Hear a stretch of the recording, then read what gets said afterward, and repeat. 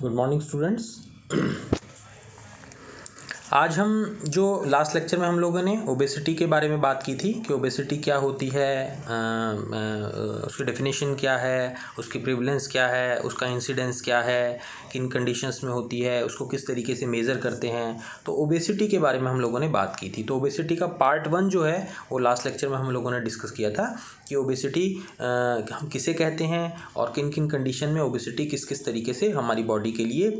एक negative marker है या कम्युनिटी के अंदर उसका नेगेटिव जो इम्पैक्ट है वो किस तरीके से हम लोगों को देखने को मिलता है। तो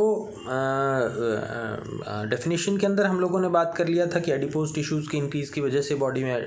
ओबेसिटी डेवलप होती है। मेज़रमेंट में बीएमआई उसका एक इंडेक्स होता है जिससे हम उसे मेज़र करते हैं। प्रिवलेंस में बहुत सारी प्रीडिस्पोजिंग इटियोलॉजी ओबेसिटी की फॉर्म में हम लोगों को देखने को बहुत सारे डिजीज़ में, हाइपरटेंशन में, डायबिटीज़ में, रीनल डिसऑर्डर में, कार्डियक डिसऑर्डर में हम लोगों को देखने को मिलती है।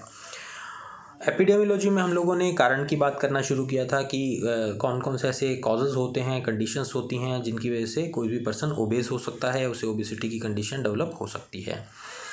तो उसमें एज के बारे में हम लोगों ने बात की थी कि the obesity increases with the age. और सेक्स में हम लोगों ने बात की थी कि differentiates between male and female according to their age cycles. तो अलग अलग एज साइकिल के अंदर हम लोगों को मेल और फीमेल्स में अलग अलग तरीके की कंडीशंस देखने को मिलती हैं कि किसी पर्टिकुलर एज में मेल्स ज़्यादा ओबेस हमें देखने को मिलते हैं और किसी पर्टिकुलर एज में फीमेल्स ज़्यादा हमें ओबेस देखने को मिलती है। और एक सक्सेसिव प्रेगनेंसीज़ का हमने बात किया था कि प्रेगनेंसीज सक्सेसिव जो होती हैं, बार बार होती हैं, उन फीमेल्स के अंदर भी वेट गेन ज़्यादा होता है। अब हम उसी कोई टॉपिक को और कंटिन्यू आगे कर रहे हैं कि एपिडेमियोलॉजी में और ऐसे कौन कौन से फैक्टर्स हम लोगों को देखने को मिलते हैं। तो एज हो गया, सेक्स हो गया, then number 3 is genetic factors. तो जेनेटिक फैक्टर्स के अंदर हम लोग क्या देखते हैं कि बहुत सारी कंडीशंस के अंदर जब हम आगे देखते हैं ओबेसिटी को हम देखते हैं और हम उनकी प्रीवियस हिस्ट्री की बात करते हैं, फैमिली हिस्ट्री की बात करते हैं, तो बहुत सारे केसेस में हम लोगों को ये जेनेटिक इन्फ्लुएंस की फॉर्म में भी हम लोगों को ये देखने को मिलता है। जैसे सपोज हमारे पास में कोई फीमेल ऐसी आती है, जब हम उससे बात करते हैं ओबेसिटी की, हम केस टेकिंग करते हैं, उनसे हम उनके पेरेंट्स के बारे में पूछते हैं तो पता लगता है कि मदर भी जो है उनकी वो ओबेस थी, या सपोज फैमिली में और उनके जो भी प्रीवियस जनरेशन्स थी उनमें ओबेसिटी की एक टेंडेंसी हम लोगों को देखने को मिली है। या कुछ बच्चे हमारे पास में ओबेसिटी के अगर केसेस आते हैं तो हम लोगों को देखने को मिलता है कि उनकी जो मदर्स हैं वो भी कहीं ना कहीं ओबेसिटी उनके अंदर हम लोगों को देखने को मिलती है।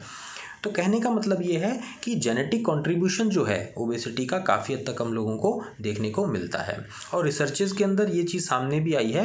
कि एब्डोमिनल फैट जो है उसके अंदर भी जेनेटिक कुछ इस तरीके का हम लोगों को कंडीशंस से इस तरीके का देखने को मिला है कि जिन लोगों के अंदर इस तरीके का एब्डोमिनल फैट की टेंडेंसी होती है वो आगे जनरेशन्स के अंदर कैरी ऑन होता है और लोगों में इस तरीके से एक जनरेशन से दूसरी जनरेशन में जेनेटिकली ओबेसिटी जो है वो हम लोगों को आगे से आगे जाती हुई नज़र आती है।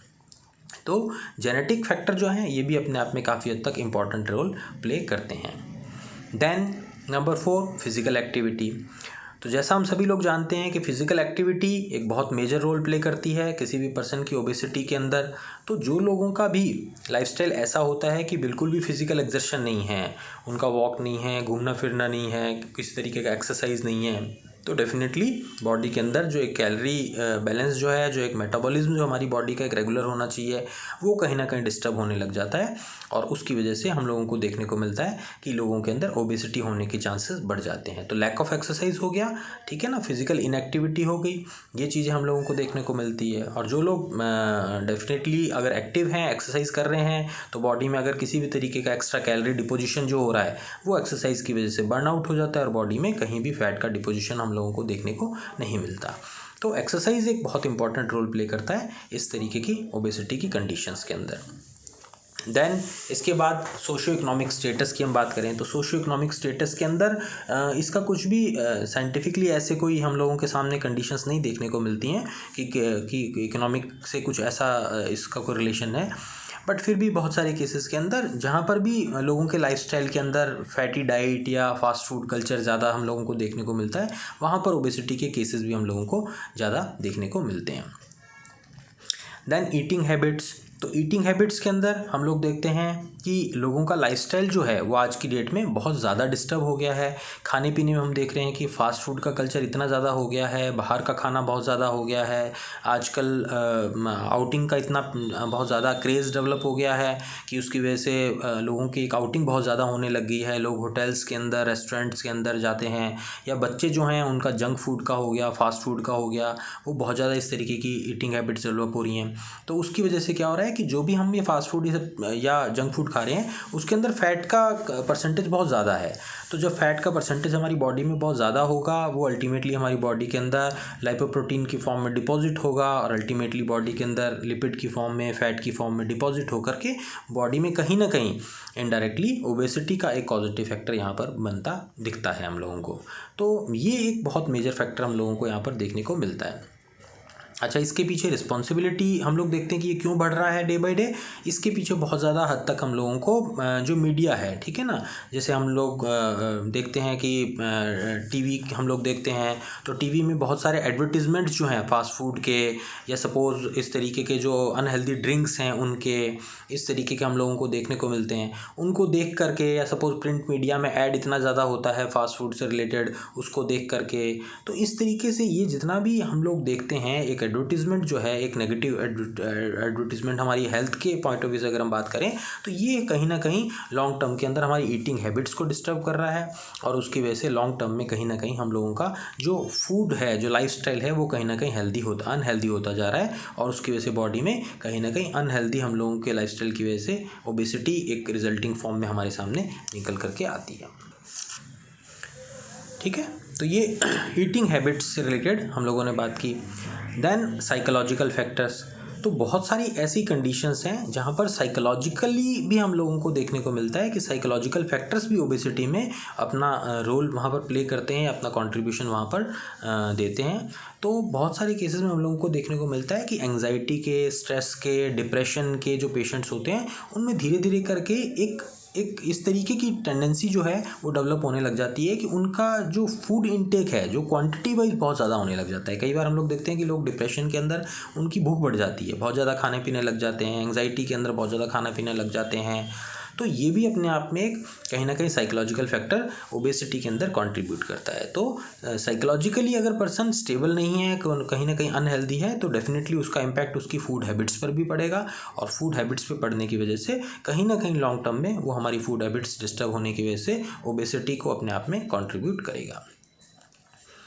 देन इसके बाद फैमिलियल टेंडेंसीज़, तो बहुत सारी फैमिलियल टेंडेंसी, जैसे हम लोगों ने बात किया कि हेरिडिटरी फैक्टर होता है, वैसे ही फैमिलीज़ के अंदर भी हम लोग देखते हैं कि कई फैमिलीज़ के अंदर एक टेंडेंसी है इस तरीके की कि एक जनरेशन से आगे जनरेशन में हम लोगों को इस तरीके का ओबेसिटी का एक पैटर्न देखने को मिलता है। जैसे हम लोगों ने बात की कि बेली फैट, ठीक है ना, तो बहुत सारी ऐसी फैमिलीज़ हम लोगों को देखने को मिलती है, कई फैमिलीज़ में कल्चर इस तरीके का है, वहाँ पर बेली फैट की टेंडेंसी होती है कि उनकी जनरेशन में हम देखते हैं अगर उनका खाना पीना डिस्टर्ब नहीं भी है, नॉर्मल है भी, तो भी उनको एक बेली फैट का एक जो है इस तरीके का कि डिपोजिशन का एक टेंडेंसी हम लोगों को देखने को मिलता है। तो फैमिलियल टेंडेंसीज जो है वो भी कुछ हद तक यहाँ पर कई केसेस में हम लोगों को देखने को मिलती है। देन हमारी लाइफस्टाइल के अंदर अल्कोहल, तो जो लोग भी अल्कोहल बहुत ज़्यादा यूज़ करते हैं उनके अंदर भी फैट हमें देखने को मिलता है, क्योंकि इटसेल्फ अल्कोहल के अंदर जो है वो कैलोरी बहुत ज़्यादा हो रहा है। देन बहुत सारे लोग जब अल्कोहल कंज्यूम कर रहे हैं तो साथ में उनका जो ईटिंग हैबिट्स हैं वो भी कहीं ना कहीं डिस्टर्ब हो जाती हैं, उसकी वजह से हो गया। प्लस लीवर जो है हमारा, उसकी वजह से बॉडी का मेटाबॉलिक सिस्टम जो है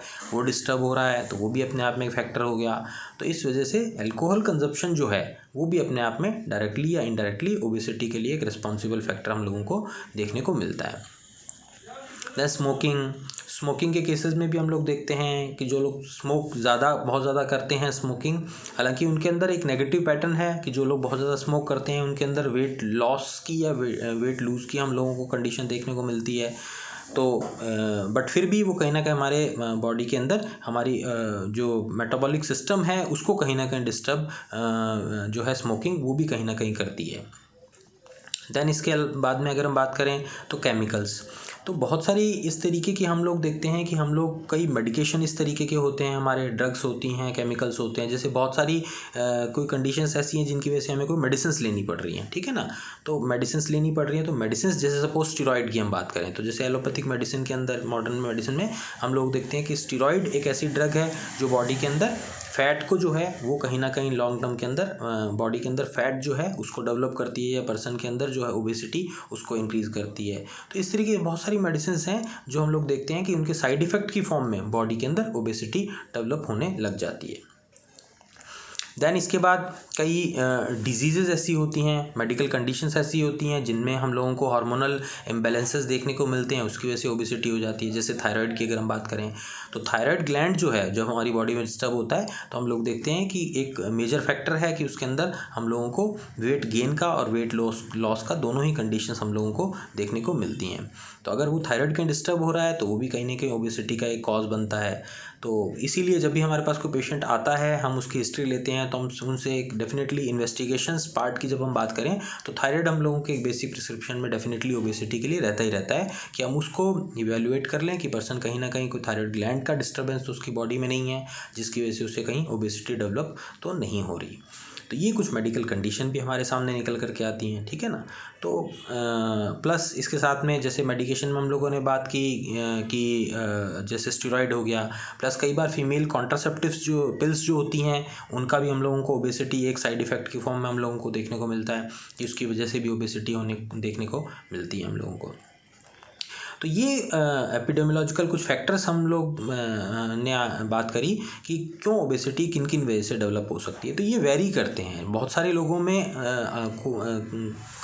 किसी एक फैक्टर हम लोगों को देखने को मिलेगा, बहुत सारे लोगों में कुछ और फैक्टर हम लोगों को देखने को मिलेगा। तो ये इतने सारे जो फैक्टर्स हम लोगों ने बात की जिनके बारे में, ज़रूरी नहीं कि सभी में सेम फैक्टर्स या एक ही सभी लोगों में सारे फैक्टर्स हम लोगों को देखने को मिले। ये इंडिविजुअल टू इंडिविजुअल वेरी करते हैं कि उनका लाइफस्टाइल क्या है, उनकी हेरिडिटरी कंडीशन क्या है, उनका मेंटल लेवल क्या है, उनकी बॉडी की फिजिकल कंडीशन क्या है। तो उसके अकॉर्डिंग सभी लोगों के अंदर अलग अलग तरीके से अलग अलग कॉज जो हैं वो अपने आप में ओबेसिटी के लिए पॉजिटिव फैक्टर की फॉर्म में या इटियोलॉजिकल फैक्टर की फॉर्म में निकल करके आते हैं।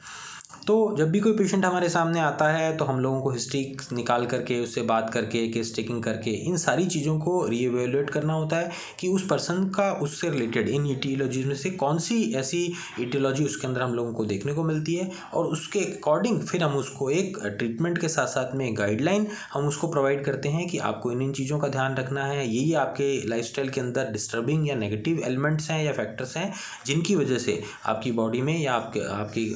फिजिकल कंडीशन में ओबेसिटी एक कंडीशन निकल करके आ रही है, और जिसको कंट्रोल करना बहुत ज़रूरी है। क्योंकि अगर इसे कंट्रोल टाइमली नहीं किया गया तो अल्टीमेटली लॉन्ग टर्म के अंदर, जैसे हम लोगों ने बात की कि बहुत सारी अदर जो फैटल कंडीशंस हैं उनके लिए भी ओबेसिटी लॉन्ग टर्म में रिस्पॉन्सिबल होती है। तो उसके लिए अवेयर होकर के हम लोगों को उससे रिलेटेड एक गाइडलाइन या एक मैनेजमेंट करना ज़रूरी है, और किसी भी पर्सन को अगर ओबेस है तो उसे एक नॉर्मल लाइफस्टाइल बता करके, गाइड करके उसे उस ट्रैक पर लाना ज़रूरी है। तो ये आज हम लोगों ने ओबेसिटी के बारे में बात की। तो ये ओबेसिटी का हम लोगों का टॉपिक जो है आज कंप्लीट हो गया है, और I hope you understood it very well. और नेक्स्ट लेक्चर में हम लोग नेक्स्ट टॉपिक के बारे में बात करेंगे। Thank you.